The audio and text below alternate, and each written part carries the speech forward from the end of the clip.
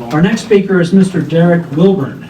Derrick, too, is a wonderful friend and a real leader in our community. He's earned a bachelor's degree of science degree in marketing and economics, as well as a master's of business administration from the University of San Francisco. He's taught business at the undergrad level and is the executive director of Rocky Mountain Black Conservatives. Through his Capital Interns program, Derrick and his team have been very successful in getting sharp, young, ethnic minority college students into internships on Capitol Hill. Derrick is a published author and speaks at conferences, conventions, rallies, universities, and events across America. Derrick.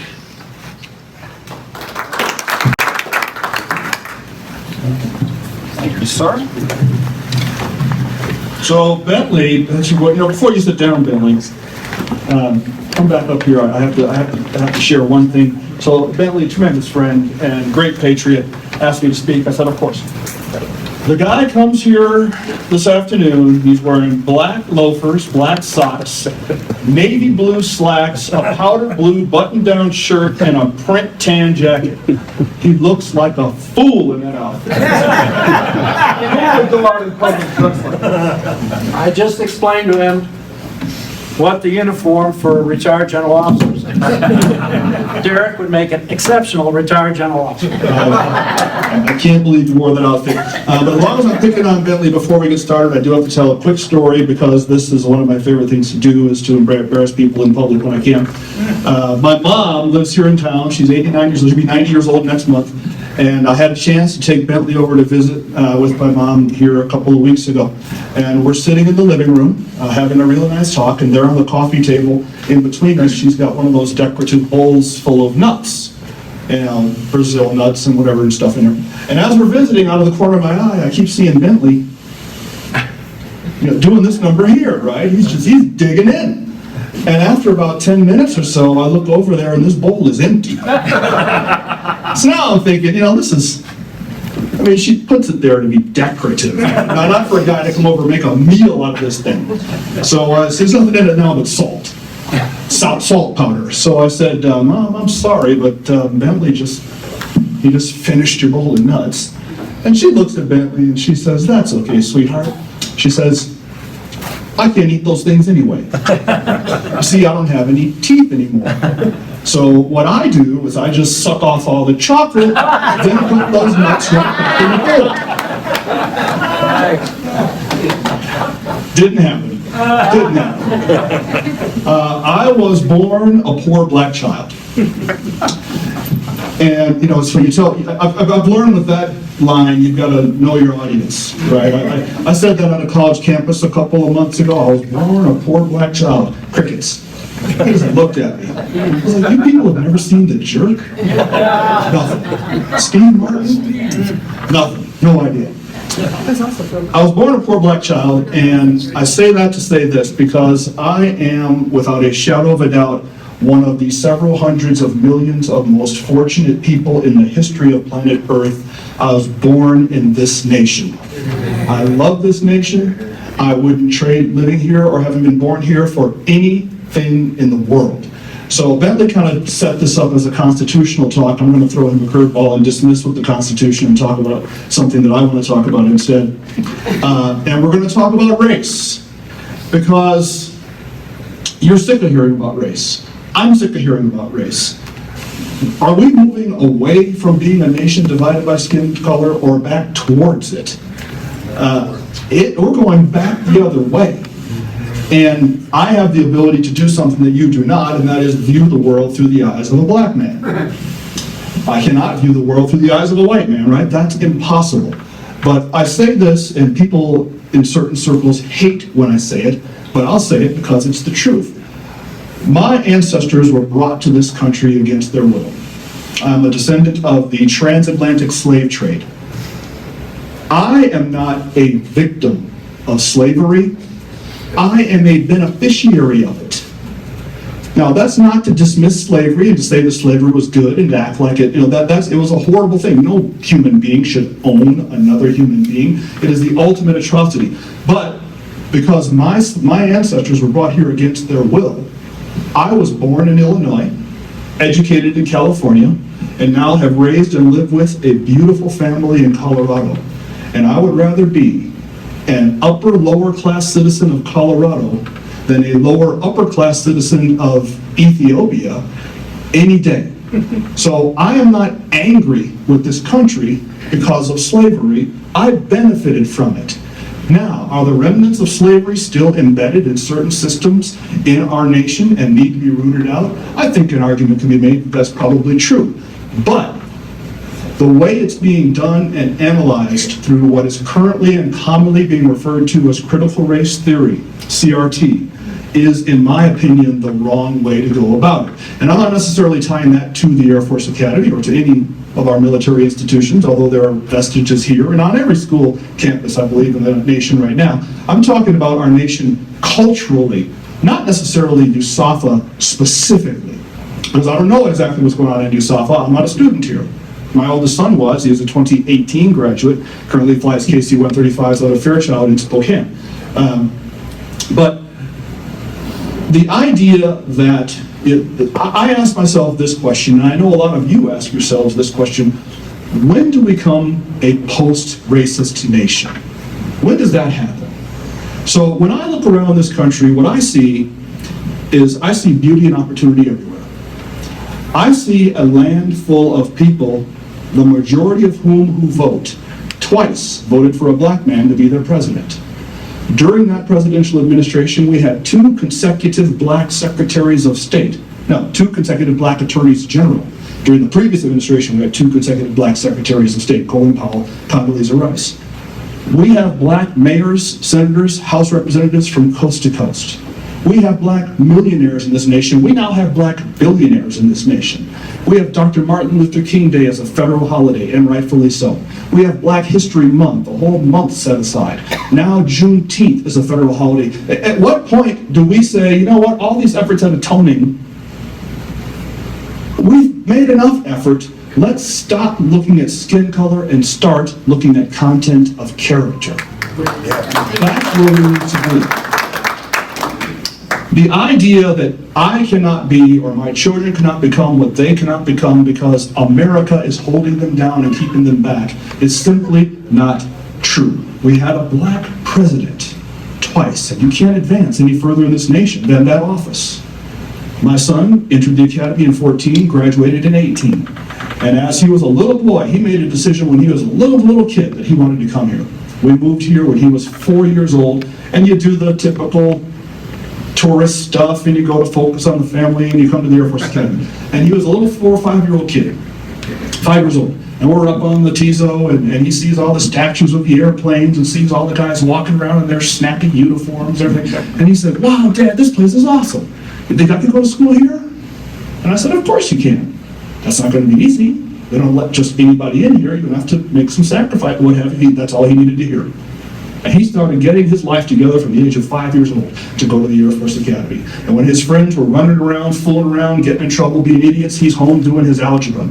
He's home working on chemistry. He's taking physics in school instead of underwater basket weaving. And he volunteers for a local charity that repairs dilapidated bicycles and gives them to the homeless to build his resume for community service. And he gets on the camera crew at church, and he's working the camera 2 services every Sunday. And he's in Civil Air Patrol and earns that Amelia Earhart Award and advances through the ranks there. He starts doing the things he needs to do to get into this institution. And he got into this institution, and he graduated, and he earned his wings, and today he's a pilot, and he's got a tremendous life ahead of him, and he's purchased his first home, and he has 2 automobiles that he bought with cash, and he's no debt other than his mortgage. He's getting it done, and he's black in America. So I don't want to hear this nonsense that you can't get it done if your skin is the wrong color in this country, because I know better. I see evidence of it in my own home. This country, while imperfect, nobody claims America is perfect. We all know we have issues, we have problems, that's inevitable. Every country does. But when I see people of color around the world, here's what I see people of color doing. These people fashion boats out of bathtubs and tires that they stole off of a trash heap. Put that thing in the water and risk being eaten alive by 12-foot long fish just to get here. Nobody does that in order to reach a land of oppression. Nobody. But what we're seeing pop up in our academic circles now, and increasingly in our political circles now, and potentially in our military circles, because there's always a connection between politics and the military, is the promotion of an ideology that says we have a segmented society. And we're re-segregating America, and putting the gay ones here, and putting the women here, and putting the brown ones there, and putting it's re-segregation, which is going away from what Dr. King envisioned for this nation. And it's simply unhealthy. So critical race theory is a contemporary outcropping of the Marxist ideology written and espoused by Karl Marx, which segregated society essentially into two halves, the proletariat and the bourgeois. Now they are segregating society into two halves, the oppressed and the oppressors. The oppressors are the Caucasians, are the white people, are most of you in this room. By virtue of the fact of the womb from which you came, the one thing over which you have no control, and nobody can control who your parents are, you are a member of a class of society that is oppressing people of color. We, people of color, on the oppressed side of the equation, have to work harder, struggle more, and are victims of systems that are designed to keep us in some form of oppressed state. The idea of oppressors and oppressed. So what CRT is doing, it seeks to eliminate race as a biological function and replace it as a function of those who are people of color. Simply, you eliminate the fact that there's color involved. They are in an oppressed class of people who are not privileged. Now, there may be some truth to that. You just heard how I feel about it personally, but how I feel about it and how you feel about it, I can't tell you how you feel about something. But the replacement of race as a biological function, and instead being a function of am I oppressed or am I not, is inherently dangerous. Because when you have an oppressed class of people, or when you tell a class of people they are oppressed, you're crushing their spirit. Okay, I did the exact opposite with my children. Why would anybody want to tell anyone, let alone a child? And when you're in the academy, you're still a child. I mean, I'm at the age now where I can call 19 and 20-year-old kids. You reach a certain point when your cadets come over and they're not 20 years old, they're kids. I've arrived there. Why would anybody want to tell a child that you are oppressed? Or conversely, that you are a part of a society that is systemically engaged in oppressing? Why would you put that on children? Why would you put that on anybody? So I didn't. What are you playing Pac-Man over here? Are you playing Galactica or something like that? I would never, ever want to do that to anybody, let alone people whose minds and opinions are still being formed. They're not yet quite fully developed in terms of what they are saying into a microphone that's not even turned on. Should I dish this? I don't know what happened. All right, well, if it comes, hey, there we go. Frederick Douglass. Frederick Douglass is one of the greatest thinkers in American history, in world history. Someone asked Frederick Douglass, and Frederick Douglass, for those who don't know, he lived in the mid to late 1800s. Somebody asked Frederick Douglass how we, as a government, and granted, this is post-emancipation plus a decade or two, right? Very different America. You didn't have blacks living in $800,000 homes on the hillside, right? This is a quote from Frederick Douglass.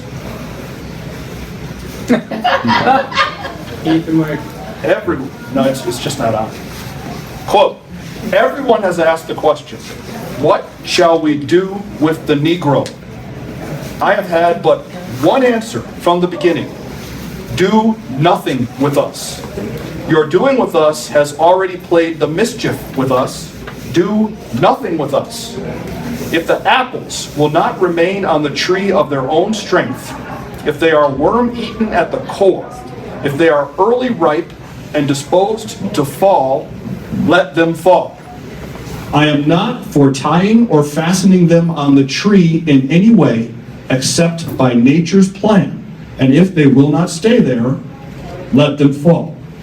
And if the Negro cannot stand on his own legs, let him fall also. All I ask is give him a chance to stand on his own legs, but let him alone. Close quote. It's very powerful. How far have we come from that to this? Now, I'm not saying that diversity is a bad thing. Diversity is not a bad thing. We need diversity. Diversity is a good thing. But when we move in the direction of resegregation, we're not diversifying. We're doing the exact opposite.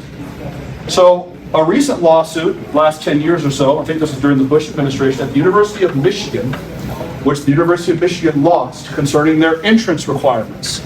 And I may have the exact details off by a tick or two, but basically the University of Michigan had a 300-point must entrance requirement. So you had to earn at least 300 points. Your SAT scores are worth 25, your ACT scores are worth 50, your high school transcript, blah, blah, blah, blah, blah.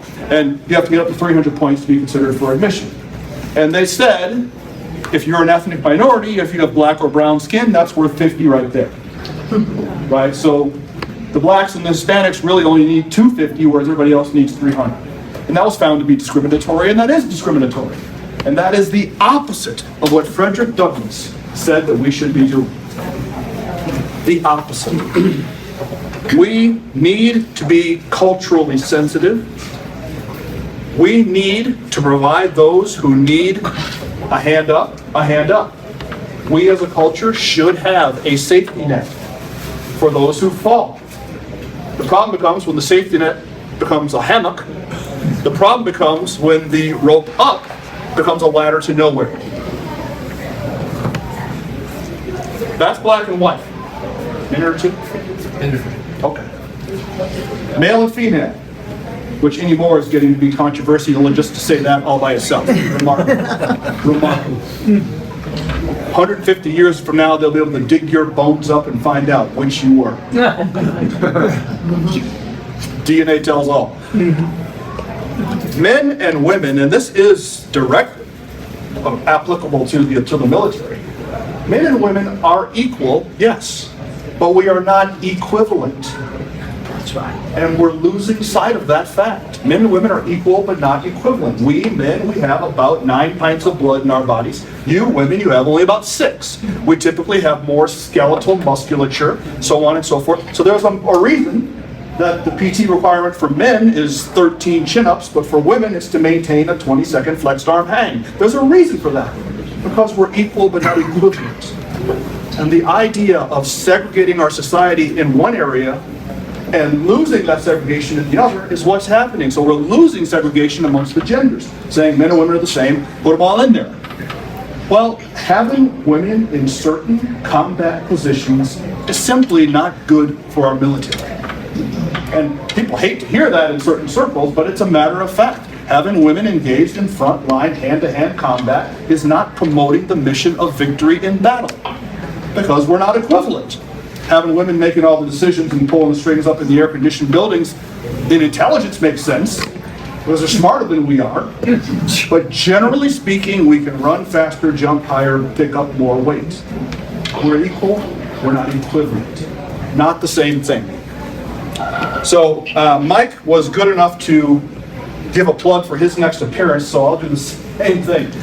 I'll have a lot more time to expand on this. On November 9th, which I believe is a Wednesday evening, I am going to be speaking at Church for All Nations here in Colorado Springs. And on that night, I'm going to unpack all of this in a presentation that I call CRT, Christian Race Theory. I have Christian race theory, which starts in about the 1300s. And I bring it from there right through to today. Because everything we see revealed in Scripture, when Scripture was written over 2,000 years ago, in some cases a lot longer ago than that, is directly applicable to what we see happening in our nation and in our military if you know where to look. So I believe it's at 7 o'clock, November 9th, Church for All Nations. If you liked this tease, you're going to get the full Monty that night. Thank you, Bentley, for inviting me.